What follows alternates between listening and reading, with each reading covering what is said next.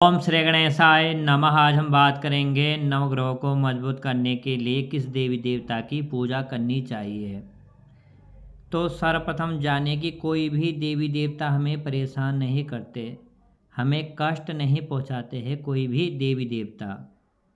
हाँ, अगर आपने कोई संकल्प ले रखा हो कि मैं यहाँ कथा करूँगा या मैं इस मंदिर में जाऊँगा, आपकी मनोकामना पूरी हो जाती है, आप उस मंदिर में नहीं जाते हो तो थोड़ा आपको परेशानी आती है।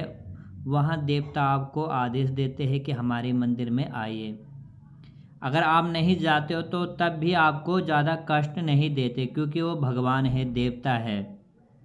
परंतु नवग्रह देवता जो कि 9 ग्रह होते हैं, आपकी जन्म पत्रिका में या आपकी बच्चों की जन्म पत्रिका में नवग्रह देवता कोई भी ग्रह अशुभ स्थान में बैठे हो, कोई भी ग्रह नीच राशि में बैठे हो, कोई भी ग्रह शत्रु के घर में बैठे हो, पाप ग्रह की महादशा चल रही हो या अंतर्दशा चल रही हो, तो हर ग्रह आपको कष्ट देंगे।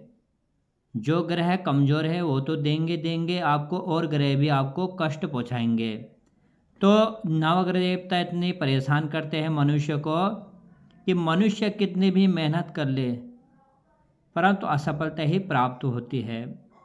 तो जैसे कि सूर्य ग्रह, अगर सूर्य ग्रह जन्म कुंडली में कमज़ोर है तो अंधकार हो जाता है जीवन में, हमेशा वह मनुष्य असफलता ही पाता है, हर क्षेत्र में उनको अपमान सहना पड़ता है, कोई भी उनका आदर सम्मान नहीं करता। अगर सूर्य कमज़ोर है तो हर क्षेत्र में परेशानी आती है। चंद्रमा कमज़ोर है तो आपका मन स्थिर नहीं रहेगा, आपको अनेकों प्रकार की बीमारी लगेगी, सर्दी जुकाम खांसी, यहाँ तक कि दिल का दौरा भी पड़ता है चंद्रमा कमज़ोर होने से।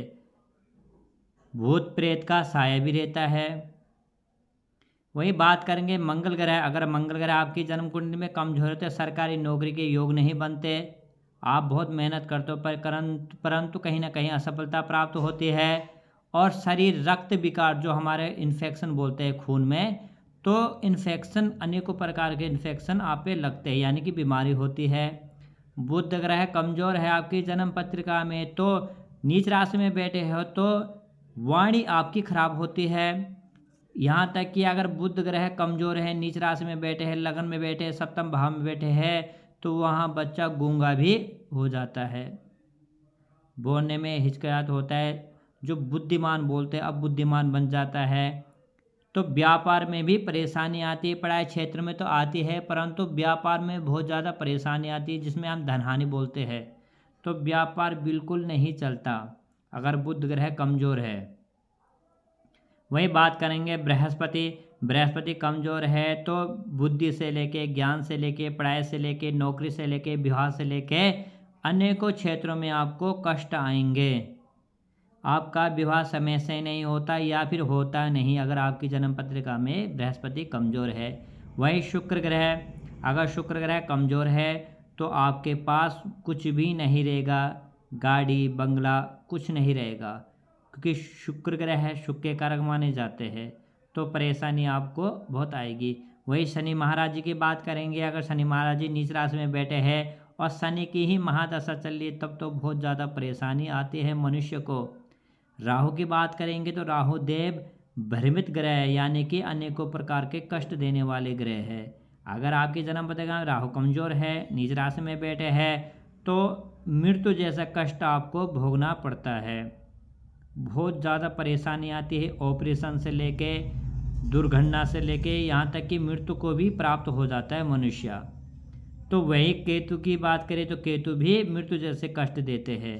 तो नवग्रह देवता के हाथ में सब कुछ होता है, तो इसलिए आपको नवग्रह देवता को मजबूत करने के लिए इन देवता की पूजा करनी चाहिए। तो सर्वप्रथम मैंने लिखा है ग्रह, आपको पता है कि 9 ग्रह होते हैं और देवता।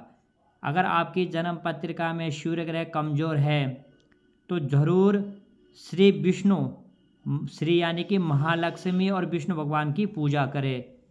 तो पूजा करने से आपके जन्म पत्रिका में सूर्य ग्रह मजबूत होंगे, साथ में आपके घर में सुख शांति धन आएगा, क्योंकि श्री महालक्ष्मी हुई, विष्णु नारायण हुए, तो आपके घर में सुख शांति भी आएगी। अगर आपकी जन्म पत्रिका में चंद्रमा कमजोर है तो आप भगवान शिव पार्वती की पूजा करें। शिव पार्वती की पूजा करने से आपकी हर मनोकामना पूरी होगी, आपका चंद्रमा ग्रह भी मजबूत होंगे। तो शिव पार्वती की पूजा करने से मनचाहा विवाह होता है आपका, घर में सुख शांति भी आती है, आपकी आयु भी लंबी होती है, यानी वृद्धि होती है आयु में भी। मंगल ग्रह, अगर मंगल ग्रह नीच राशि में बैठे हैं या अशुभ स्थान में बैठे हैं या कमजोर है तो आप भगवान सीताराम जी का जाप करें, हनुमान चालीसा का पाठ करें, हनुमान चालीसा पढ़े, ठीक है, यानी कि मतलब राम जी और हनुमान जी की पूजा करें। बुध ग्रह कमजोर है जन्म पत्रिका में, मैंने आपको बोला बुध वाणी के कारक होते हैं और विवाह के कारक माने जाते हैं, साथ में व्यापार के कारक माने जाते हैं। अगर आपको व्यापार अच्छा करना है तो भगवान श्री गणेश जी की पूजा करें और साथ में माँ भगवती दुर्गा की पूजा करें। तो माँ भगवती दुर्गा की पूजा करने से आप समस्त देवी की पूजा कर लोगे एक साथ में। बुध ग्रह कमजोर बृहस्पति कमजोर है आपकी जन्म पत्रिका में, तो बृहस्पति कमजोर होने से अनेकों प्रकार की परेशानी आती है। आप माँ सरस्वती और ब्रह्मा जी की पूजा करें, आपकी मनोकामना जरूर पूरी होगी। वहीं शुक्र ग्रह की बात करते हैं, अगर शुक्र ग्रह कमजोर है तो भगवान श्री नारायण जी की पूजा करें, श्री महालक्ष्मी और नारायण भगवान विष्णु है, ठीक है, तो तुरंत आपके शुक्र ग्रह आपको अच्छा लाभ प्रदान करेंगे।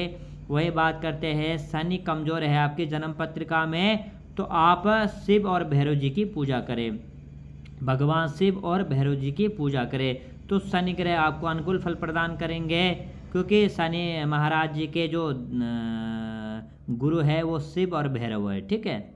तो राहु अगर आपकी जन्म पत्रिका में कमजोर है तो राहु भ्रमित ग्रह है, चोट से लेके दुर्घटना से लेके हर क्षेत्र में परेशानी करते हैं, तो आप माँ सरस्वती और ब्रह्मा जी की पूजा करें।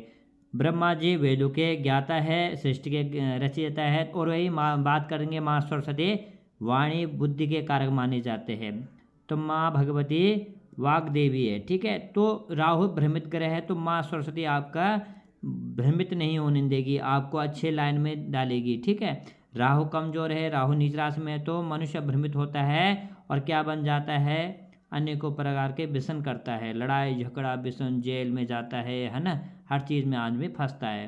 तो वहीं बात करेंगे केतु ग्रह अगर कमजोर है तो भगवान श्री गणेश जी की पूजा करें, तो केतु ग्रह बहुत अच्छा आपको लाभ देंगे। और उसके बाद आप इष्ट कुल देवता का ध्यान करें, कुल देवी का ध्यान करें, तो इष्ट कुल देवता का ध्यान करने से और कुल देवी का ध्यान करने से मनुष्य शक्तिशाली बनता है। तो अगर आपको यहाँ वीडियो अच्छी लगी, जिनके जन्म कुंडली में अगर उच्च राशि में भी बैठे हैं तब भी आप इन देवी देवता की पूजा करें।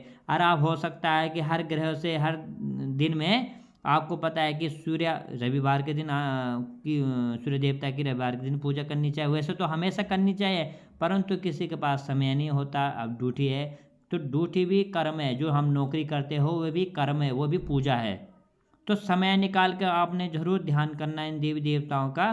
तो नवग्रह देवता इतने शक्तिशाली होते हैं कि हर क्षेत्र में आपको सफलता ही देंगे, तो सबसे ज़्यादा कष्ट नवग्रह देवता देते हैं। तो इसलिए वीडियो अच्छी लगी तो लाइक करें, शेयर करें, सब्सक्राइब जरूर करना, अपने बच्चे हो गए आपके तो उनको भी शेयर करो, उनको भी जानकारी दो। अगर वो आप भेजोगे यहाँ वीडियो वो देखेंगे तो उनको भी सद्बुद्धि आएगी। अगर आप नहीं समझ पाए, आप इस वीडियो को नहीं समझ पाए, क्या पता आपका बच्चा समझ जाए, क्या पता आपका बच्चा इस लाइन में चले और यहाँ उपाय करे, तो आपका भी भला होगा और उनका भी भला होगा, आपकी पीढ़ी जो आने वाली पीढ़ी है उनका भी भला होगा, जो पूर्वज है उनका भी भला होगा। अगर आप नहीं समझ तो शेयर ज़रूर करें, उनको भेजें, वो समझे, क्या पता वो समझ जाए, क्योंकि हर किसी का विचार अलग अलग होता है, हर किसी का दिमाग अलग अलग होता है, क्या पता आप नहीं समझे तो वो समझ सकते हैं। तो यहाँ वीडियो अच्छी लगे तो लाइक